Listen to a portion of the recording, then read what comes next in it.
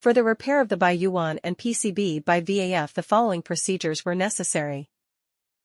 Replacement of various electronic components and general cleanup of the unit.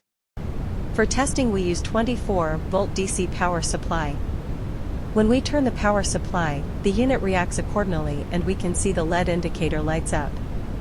No further testing is possible due to the absence of additional units.